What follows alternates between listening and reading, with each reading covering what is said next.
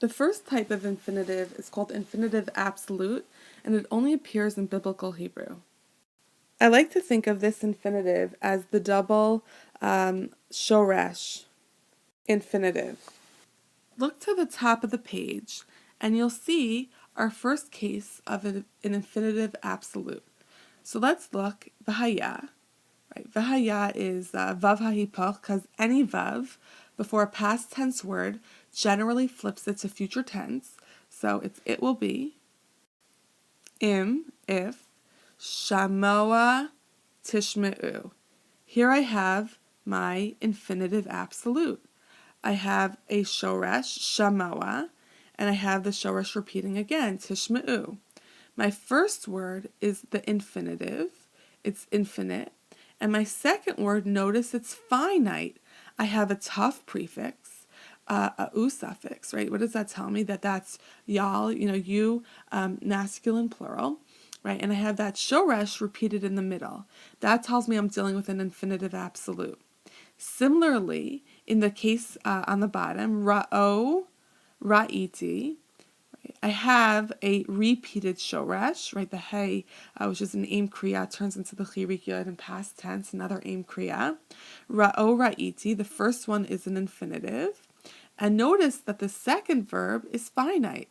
I have the T suffix, which is past tense, I, first person.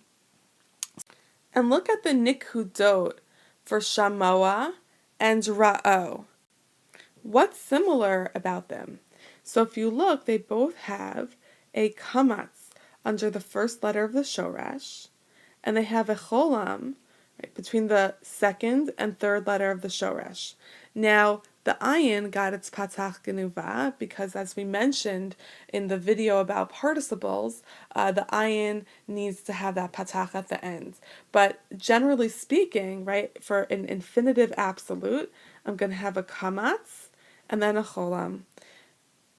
But my major way of identifying this type of infinitive absolute is to look for the repeated shoresh. The main function of the infinitive absolute is to add emphasis to the next word, to the finite word. So shamoa is adding emphasis to the word tishme'u. Ra'o is adding emphasis to the word ra'iti. You can use words like certainly, definitely, surely to demonstrate this emphasis. So I like to use the word surely just because anyone who knows the movie Airplane or knows the joke of surely, surely, right, can think of it as the double language, surely, surely, and borrow the word surely when we have a double language of shorashim in Tanakh.